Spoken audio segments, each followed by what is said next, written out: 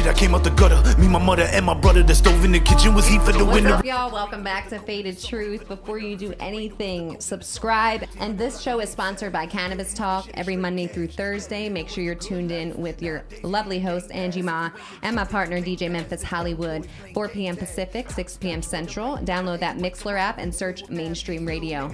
And today I have Mr. DJ Direct in the building. How you feeling over there? I'm good. You know, you gotta have something. I need those sirens. Yeah, pew, pew, pew. Everybody put your fucking hands up. How's it feel being from Philly to Vegas? I actually was, I don't know if I should say raised or grew up, but I lived in New York, in Queens, Woodside, Queens, till I was like 11 or 12, like junior high school. And then my mother got married, and then I had to move to Philly. Okay. So it's like an hour and a half drive. You know, it's not far from New York, 2 hours or something like that. So all my family's in New York, so I literally lived 2 lives. So at 15 years old, you got your first set of turntables? Mm-hmm. Who gave you those?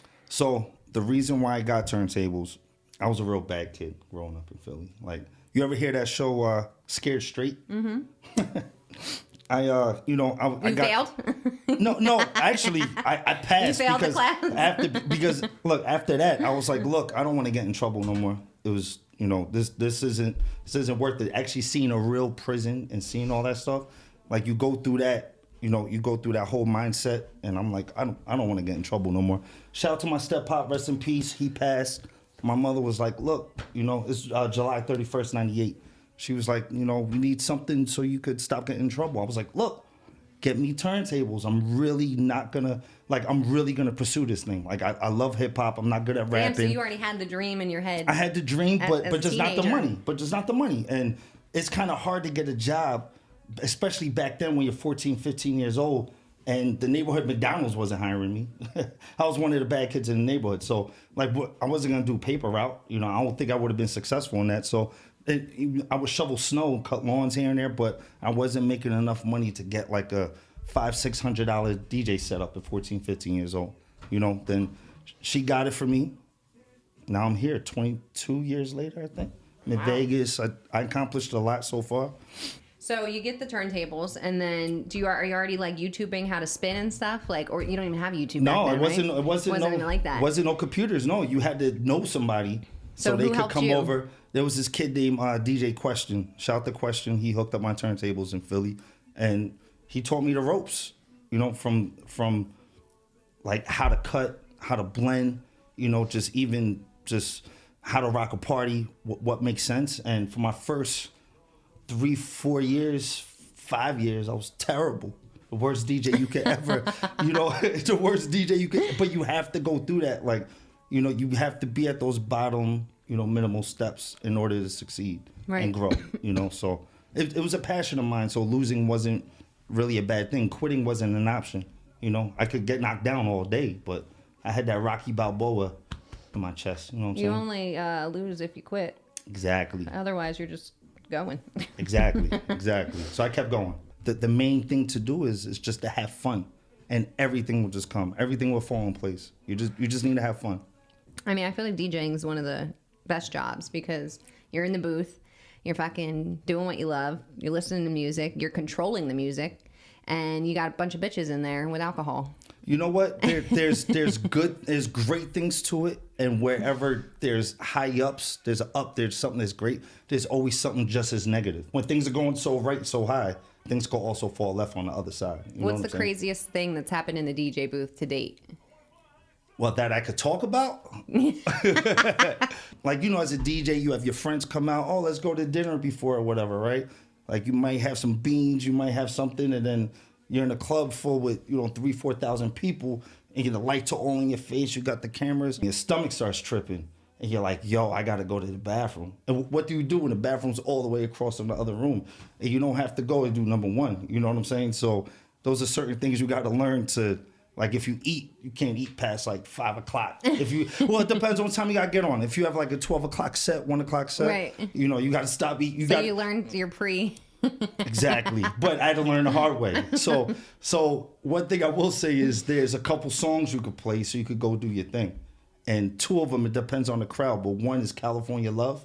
Because think about how long that song is. I think it's 8-9 minutes. Oh, shit. If you really think about it, it's a long song from beginning to end. Right. And then the other one is the longest hip hop song is Rapper's Delight by Sugar Hill Gang. Okay. No, the hip. That's like 16 minutes. I mean, that's, like if you throw that on, you could do much more than just go to the bathroom. You could go get a drink. You could go pay the valet and come back. Damn. I thought you were going to say like some girl just started like giving you a head in the booth or something real quick. It happened a few times. What about if I told you I'm not going to say I experienced this, but I seen somebody coming up to the booth like, yo, where's my girl? Where's my girl? And she was doing that in the booth. She on the floor, motherfucker. Yeah, That's I'm like, damn. I'm looking at her like, yo, like this dude's really trying to get up here. He wants to really hang out. And then 2, he's looking for you. DJ life. It's crazy. Cheers. It's crazy. It has its ups and downs. Oh, cheers. Most definitely. Okay, so now we have the DJ company that you are part of, Blueprint Sound. Yes. Okay, so tell me a little bit about them. So, I'm part owner.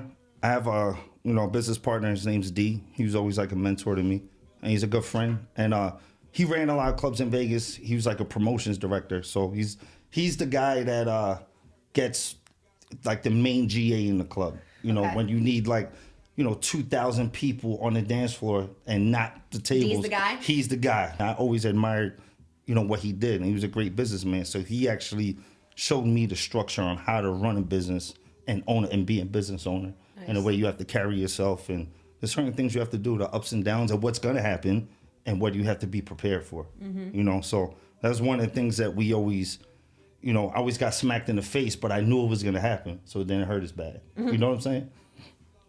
You got to be prepared. Got to be prepared. So what do you guys do? You obviously sign DJs. We sign DJs. We book DJs. We're a DJ agency. We give DJs that opportunity, and we're there to break down the barriers. Certain DJs that can't get an opportunity, we're going to make sure they get that opportunity, that try. And we're Blueprint Sound. We're really, we're structured to probably book at 78 or 100 places all at once. That's our real structure. So wow. That's how we like to, run our company. So you're putting these people in these events? Yeah, events, bars, clubs, weddings, everything you could think of. So what's the first venue that you spun at? Spun where? That in anywhere that you were like, okay, I made it. Okay, with that. All right, so everything in Philly, I was DJing for 7 years and then I moved to Vegas. Right, I want to know where you started in Philly. In Philly, okay, my first spot, I did all hood bars. Okay. I did all hood bars. I could get in those stories. I don't know if you're ready for that smoke. I don't know. I'm ready. I want all the smoke. I love this fucking girl. And he's not from New York. No, I'm not from New York. No. I'm half New York, half Philly, half Las Vegas. 100% thug. Exactly. Big shout to DJ Manolo. He owned a club in Philly, and he would do his thing in Atlantic City, but it was called 118. And he wanted me to work for him. I was doing all I started to do kind of all the high class bars in Philly. I was getting out of the hood shit because it was getting too dangerous. I'm DJing at this bar in Trenton, New Jersey, right? Trenton. Yeah, you're in the hood. This is off of the Calhoun Street Bridge. I don't know if you know that, but the bridge feels like it's gonna fall any moment. Like one ice storm, it's a wrap. You know what I'm saying? So I was doing these happy hours called Oldies But Goodies, and you're playing, like older music, like shit from the 60s, 70s, 80s maybe, but you're kind of pushing it for old heads, right? So they started saying, hey, we'll pay you more. Can you just play to maybe 12 o'clock? Because I was doing 5 to 9. Can you stay to 12? So this is when the Bloods and the Crips started to get in the East Coast. This is when Cameron and whole Dipset shit was big. And then mind you, when I was growing up in Philly, even in New York, there were no blood, there weren't no gangs. It was just street blocks. So the Bloods took over, and it got to the point that they would tell the owner, if he's not gonna DJ here, we're gonna fuck this bar up. So they were like, yo, you gotta come back. And I needed the money, so it was a win-win. But yo, this is when Snoop's song came out, Drop It Like It's Hot, right? It's a big song, drop it like it's hot, drop it like it's hot. He said something, the left side is a Crip side, right? Right. And this is a blood bar. I'm not even thinking it. Motherfucker put a gun in my head, right then and there, right? I'm like, oh shit. I'm like, I was just playing whatever was next. It could have been the Can fucking. I rewind this Yeah, shit? it could have been the electric slide. It's the electric. I'm like, this is crazy. So I had to have a meeting with like his main capo and all that. They were like, just don't play any more of that music, but I'll make sure none of my dudes do anything to you. You got my word. So wait, can you not play Snoop at all then? Because he's a... Nah, I ain't playing no West Coast rappers at all. Okay. I didn't even play Game, even though he's a blood. I'm like, I'm not fucking with it. Just in case if he says some shit. I mean, damn, you need a whole separate playlist for the Bloods. It was like, I knew it was Dipset. It's when the Dipset shit came out, the whole Purple Haze, the Scissor, and all that Cameron shit, the first and second album. Damn. And Rockefeller was big back then. So I'm getting a contact off that. I'm feeling great. You feel good? That's some good. Was that my shit? No, that was mine. Oh, okay. But yours is good too. It's great. So there was another night I was playing down there, right? And somebody was like, he got a gun. So we all got down, right? Pop, pop, pop, pop, pop. And I got up and I looked at the wall behind me. It was like 3 bullet holes right where I was standing. Like, that would have been me. Like if I ain't have it in me. Ooh, I feel to that in get my down. chest. And it was right in the wall. And I still to this day look back like I actually have a picture of the wall. And I'm like, this is actually this was one of my 9 lives. You know what I'm saying?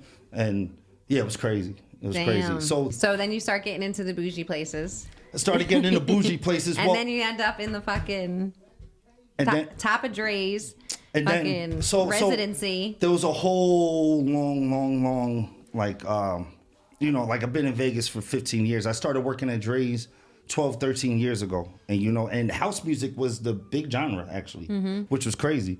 And the hip hop room was a smaller one. It was like, we were like just a little room in the back. And big shout to Chris Garcia, Ron Nicole, everybody that put me down back in the day. But Vegas was a totally different environment, and I was really thankful to be a part of it. But they actually made me like music director after the first year of being there. And when you're a music director, you get to book all the DJs, you take care of the equipment, you take care of the budget, and you hire who you want, and you hire like you hire whoever you want, So I went through all that. It's been a full great deal ever since then, man. Big shout to everybody from Drais, everybody that used to work at Drais, everybody that works at Drais today. So you earned several competitive titles as well? Yeah, as like a battle DJ. Okay, so you what? They bring 2 DJs and then like how Providence used to do, like one DJ goes and the other DJ goes. Then yeah, something like you ever see the movie Juice? Yeah. Okay, so it's kind of like that. With Tupac? With Tupac. Yeah. Remember when he was like, have fun at your little DJ competition, Yeah, so kind of like that. It's like one DJ versus another, but you might have 10 and then 10 go and then the last 2 like got to battle out in front of everybody. Yeah. So, okay. So the DJ battles in Philly, they were raw. Like you do something, if you're kind of whacked, they're throwing bottles and shit at you. You know what I'm saying? Or a gun in your head. I mean, see, I wasn't at those spots where there wasn't no DJ competition where you could get shot at. What's your favorite type of music to spin? Hip hop all day. I came up as a battle DJ, but actually, what I really like the most is everything in like one night, like from hip hop, the rock, the house, trap, twerk, reggaeton, now, reggae. Are you playing like when you're playing the songs? This is the one thing I think the world hates with DJs. Some people don't let you get into it. Right. It's like 15 seconds and then they switch it and then you went from like this to this and then right. You know what I mean? We can't even vibe with it. Okay, so there's a how can I say there's like flavor to that. There's a certain way that you're supposed to do that. And the song you're supposed to cut off, the next song's supposed to triumph that song. Where you're like, okay. A good transition? Yeah, a good transition. Or whether, you're using the mic and just saying, hold up, wait a minute. That next song you play, like, supposed to be bigger than that song. That's all I heard in my head. Yeah. Or allow me to introduce myself. My name is Hope. Something big. But there's times I've been through all those times where I fucked up all the way where the second song wasn't the bigger one and people are like, yo, you fucking suck. Or now with social media, like people DMing you, yo, you fucked up my vibe, yo. When I see you, I'm gonna fuck you up. I'm what? Like, yo, it's crazy. Social media, people have access to you now. So they can talk some shit while they're drunk. The internet thugs? Just internet thugs. So just think about it while you're drinking. And there's so many different places I work at. But it's an art, so it's easy to make mistakes. Right. You know what I'm saying? Because we're doing live music, so. What do you think's the most memorable show you've done so far? And you know what? I went to the Playboy Mansion twice, the DJ. The Playboy Mansion might be the most memorable shit. It might, I mean, because you're at the Playboy Mansion. Like, right. You could tell your grandmother, yo, I went to Playboy Mansion. They're like, really? Like, I remember Is it just that. a bunch of hot girls walking around? And It's celebrities, and it was like the vibe all around was just so positive. Like, if you got into a fight at the Playboy Mansion, like, everybody's looking at you like, yo, you stupid. Like, there's all these girls around, and we're wearing, like, the Hugh Hefner robes and pajamas and all that. And I'm like, why are you trying to beef with me? Let the girls fight. But, but you're seeing, like, celebrities, like a lot of older athletes. Second, outside of that, DJing at fights, boxing matches, like a lot of Pacquiao matches. Mayweather, I did a couple Mayweather fights. But shout out to my man, Justin Hoffman. I did a few with him with Top Rank Boxing. That's like you're DJing in front of like 60, 40,000 people. Like, damn, that's crazy. So what's the one place that you actually want to perform at if you could perform anywhere in the world? Because I know you traveled a lot. You went to Singapore, Japan, France. Yeah. So you global. What's the one place that you want to perform that you haven't? Dubai. Yes. Drais Dubai. I don't know how it's doing now because of COVID, but this pre-COVID, they were at French Montana perform out there. Fabulous. A lot of big artists, and it's like a big beach club. I don't even think there's an inside. It's just like a big outside. Because I don't think it ever rains there. Like, it don't rain here that much, but I don't think it rains over there, like, at all. I just want to go because I feel like I fit right in. Everyone always thought I was Indian. Yo, you got the look. Right. You got the look. I just I don't want to get stolen, but I'm gonna go over there. See, that's what I'm saying. You gotta be careful because they might be like, she's one of us. Well, say if me and you were walking, they're gonna look like, yo, why is she with him? No, he has a local from around here. I'm like, nah, talk to her. Hear that accent? She ain't a fucking local. Not at all. And she'll curse you out quick. Yeah, she ain't a local. Right, I'm gonna get stoned right away. Yeah, exactly. Yeah, she's high as shit. Yo, I'll tell you this. In Dubai, I don't even know if they're allowed, if you can have weed. Because I know in Singapore, me flying across there, they give you this pamphlet, right? I read the whole thing. Then the back of it said, if you get caught transporting or doing any drugs, it's death. That's the penalty, is death. Stop it. And then they had a skull with bones on the bottom. So you're like, yo, is death like if I have, I'm like, I hope I don't have anything in my bag by accident. Like, one of the homies borrowed my DJ bag and left something in there. Because I'm like, yo, I'm gonna die? You know what I'm saying? Like, yo, it's crazy. Did I tell you how you were gonna die? Nah. So who's some of your favorite DJs? First I gotta say Jazzy Jeff, Kid Capri. I'm gonna start off with the legends. And then you got DJ Cash Money. It's a strong Philly guy. A lot of my guys from Philly. You got DJ J Ski. You got Sat One. Big shout out to DJ AM for what he did. Like, he actually was the first one to really get like $1 million from like a nightclub where nobody in history never did that. Oh, wow. He was getting like 20 grand a night. So after AM passed, they were kind of like EDM came in. And everybody else started getting, Tiesto's in them, getting 750 grand a set, 500 grand a set, whatever those numbers are. Do you ever like make a mixtape of your sets and stuff? Like, do you have something that people can get, or do they just have to come like listen to you live? So what I've been doing actually is I've been streaming a lot on Twitch, which is like, the thing to do considering we all can't be in nightclubs like that right now. So I would suggest for anybody to come see me on Twitch. I do record every set, and I do send the people that would like it. Excuse me. But the thing is, I like about Twitch is that like you have to really engage with your people. So you're talking to your people the whole time. It's hard while you're trying to do your thing, right? Right, yeah, it's hard. I do my thing at times, and you see like the numbers just going down. You scratch, I'm doing dope shit. But people want to be like, hey, how you doing? How's your day? Right. And you get to know these people after a while. Like, you get to know, yo, how's your kid doing? I know your kid broke his arm. Like, you start knowing personal shit, because you're on it so much. I know guys that stream 10 hours a day sometimes, DJing. What do you think so far is the hardest obstacle that you had to overcome in the industry? My attitude. Transitioning from an East Coast dude to just a gentleman. I'm not gonna say a West Coast dude, to a gentleman, and just being an adult, an entrepreneur, running my team Blueprint. There's a lot of DJs, and you got to be respectable to everybody. You got to, like, a lot of my artist side I put to the side. It's about them. It's about what they want.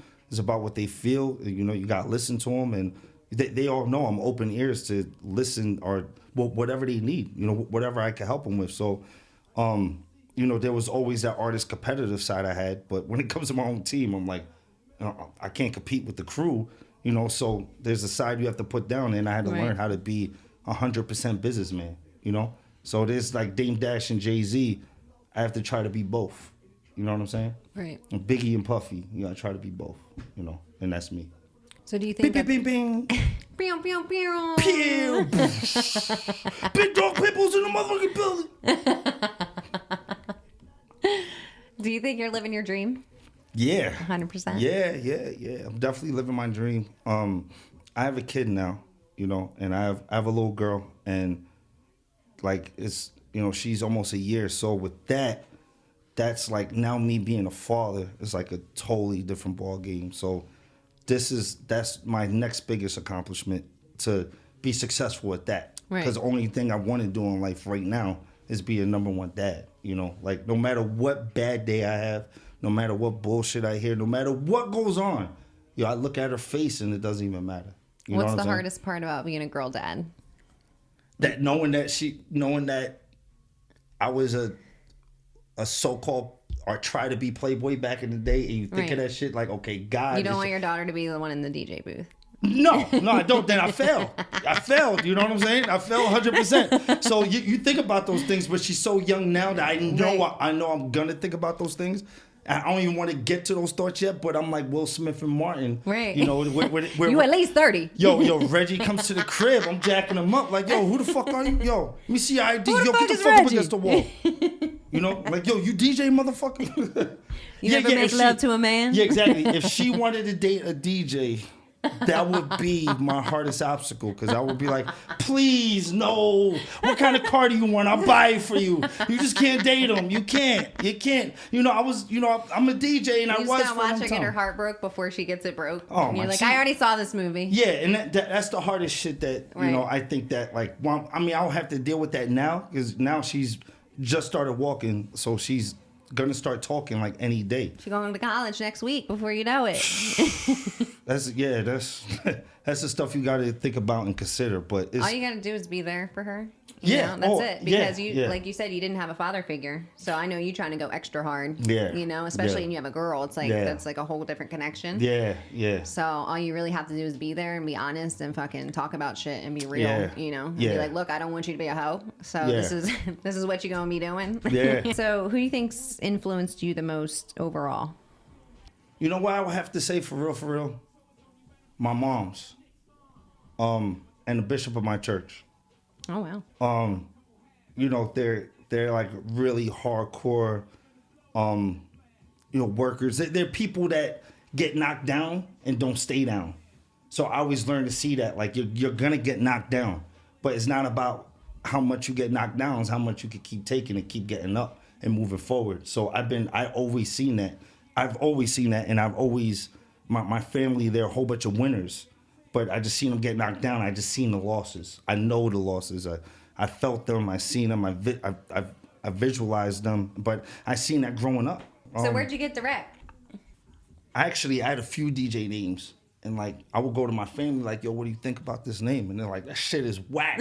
We talk about it Thanksgiving, like think about it. It'd be like, yo, like it would call me TJ. That's like my nickname. It'd be like, yo, tell us what DJ name you got. Blah blah blah. I'm like, oh, I was thinking about T Blige. My last name is Bligen.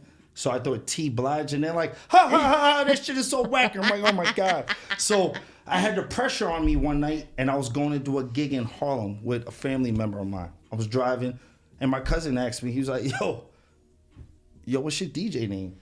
And I was like, I gotta come up with one. I got a few whack ones where my family dissed me so bad. I'm like, if this one don't work, I don't know. I might quit DJing because I can't come up with a fucking name, So I just said director. We were on a Jersey Turnpike, right? We were getting closer to New York. And I did this party in Harlem. It was crazy. My cousin's name was Crazy Sam. He was a big promoter. He was on TV, this show called Video Music Box, which is like the early 90s or whatever. And he was like, yo, the fuck's your DJ name? And he got like 2,000 people in front of him. I'm about to DJ, right? And I was like, direct. So he kept screaming direct. And I was like, there it goes. And I feel like I have a blunt personality, and I could be aggressive at times. Right. So direct kind of just fits. Do you think it's hard to maintain relationships because of your profession? Yeah, it's definitely tough because say if you date like a woman that's a lawyer, like you're working at night and she's working during the day, and she has to get up at 6 a.m. and you're just coming in. Mind you, I worked at Drais after hours for a long time, so I got in a lot of relationships where I'm getting in at 9 a.m. Right. So I'm not even coming home by the time they get there, and then I'm coming home.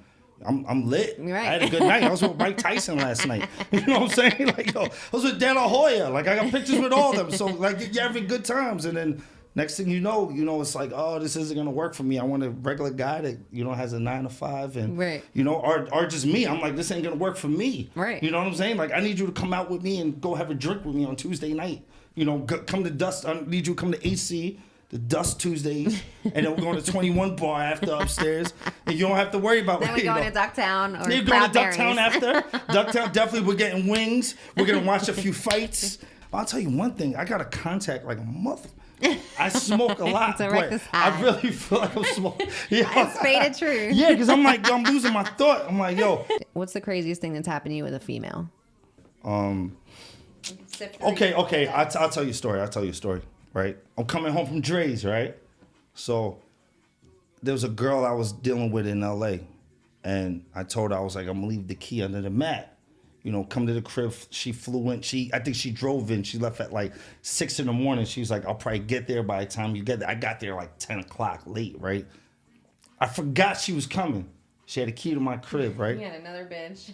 I brought home another broad. And I was like so into this other girl that like I brought in. But this girl was like my lifeline. Like I was like really into her, the girl that came in from LA, right? So I brought her in, right? And something didn't feel right in the crib. And it was cabs back then. There was no Uber. So I wound up talking to the cab driver like, yo, I DJ, and he wound up being a rapper. So he was like, give me your card. I took his number. I was like, I need cab drives on demand once in a while. He's like, you could call me anytime, blah, blah, blah. Yo, we walked in. I heard my shower, and I seen like her cheetah bag purse, wherever the fuck it was. I was like, that's not my mom's. So I told the girl, I was like, yo, my mother's here. Oh, my God, I forgot. This is going to be really embarrassing for you. I really like you, blah, blah, blah. I called the cab driver. I was like, yo, please come back. I gave him $100. I was like, take her wherever the fuck she wants to go. Yo, I went upstairs. Shorty was like, Terrence. I was like, hey, baby, it's so good to see you. I was like, I can't believe I actually... really, and you got out of it though. I got out of that situation. My God. I suppose you gotta think on demand. I suppose I've got jumped. I suppose I've been trying to break up a girl fight, and they got jumped at the end of it. That's what was supposed to happen. Like if this was a Steven Spielberg movie, I would have got jumped at the end. You know what I'm saying? That was lucky. That was one of my stories that like I'm like, damn. All the other ones I can't really remember. There's so many. Mind you, I've been in Vegas for 15 years, just clubs nonstop from day one, and like a lot with celebrities, seeing a lot of funny stuff with celebrities, seeing people, while they're off, like they're off camera. Like who's your favorite celebrity you've met? Mike Tyson all day. Really? Mike Tyson all day. Yo, we hung out at Drais one night till, I don't know, it was late, and the ranch he's building is sick. The what? The ranch? I seen that. I seen something. Yeah, something about that. Because he's growing a lot of weed now, right? Yeah, and I used to see him at Albertsons and shit out here, like in Southern Highlands. I was trying to get OJ on the show.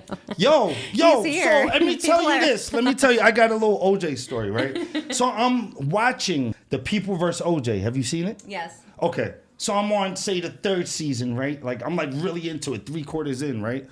I wind up going to this spot called Jing. Yeah, restaurant, he's right? Always there. Yeah, always there. So I went to go talk to one of these managers about something, booking DJs, blah, blah, blah. I'm hanging out. I wound up getting a drink. I'm at the bar. I look to my right. I'm like, no. I see mother OJ right here. Yo, and mind you, I'm in this show because I'm watching it every night. I've been binging on it. Right. So when you're binging on something, your life is kind of wrapped around that. You know what I'm saying? So like that's bugged out. You just saw him. And I look to the right and I seen him and I'm like, oh shit. So I try to play cool and I'm like, damn, I really want to talk to this motherfucker. I want to actually say what's up, So I want to tell the bartender, yo, me buy OJ a drink. He came over. I was like, no, please stay over there. I came over and talked to him. I was like, yo, I'm actually watching the show right now. He was really positive, really cool. really nice guy. So what do you think is your best advice for DJs or just people in the music industry in general? Basically, take advantage of every opportunity in a positive way. Never shit on other people. You know, always keep everything on the up and up, even if you don't agree with somebody. Let's say from the agency standpoint, if you want to be a part of an agency, it's kind of one of those things like, okay, what can you bring to the table and what can they bring to the table? You know, there's some people that come to the table and they're like, hey, I just want to be a part of your squad. I'm like, well, why? That's all. Just ask those three. That's why. One question. They're like, oh, because I'm a dope DJ. I'm like, that's cool, but I got 50. Right. You know, like why? What would make you stick out compared to everybody else? You know, so it's one of those things. Be different. You know, have something that people want. You know, have something that people could pitch. You know, that's one of my main things. You know, just be different, but be yourself. Whatever you see another DJ doing, that's not you. That's what God blessed him with to do. You know, like you have an inner blessing inside of you that you have to just keep doing you, even if it's weird. You know, look at Kanye. You know what I'm saying?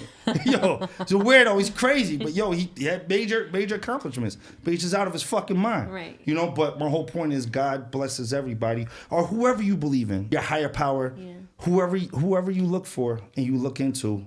You know, just stick with that. Stay true to yourself. You know, and keep it live and direct. Live and direct. Is that your tag? That's my tag. Okay. So as ill as that, my dog that passed, rest in peace, his name was Live. Aww. And then mine was Direct. So people would ask, you know, at the dog park, you go there, try to talk to girls and shit. And they're like, oh, what's your dog's name? Oh, his name's Live. They're like, why? I'm like, because it's live and direct. And it's like, beep, beep, beep, beep, beep. But I ain't have a mic, though. I bet you got live pussy off that line. Hey, you know, you said it. You know what I'm saying? Until next time, peace. The gang pass, if you ain't legit, then you can't pass. Them young boys playing gang tag. Hopscotch for the right number, and you might come up if you play with math. These little niggas, are you shooting? Little bitches, are you sucking dick? One day a nigga moving, next day you out you ducking clips. Who running what? You ain't running shit, you get beat down for who you running with. The only thing that I'm running on is the bar bill, promote the funniest shit. But the mob here, what he gon' do? Shit is green gang, 130 dudes, 187, 0178. I'm out here with like 30 troops. Who heard of you?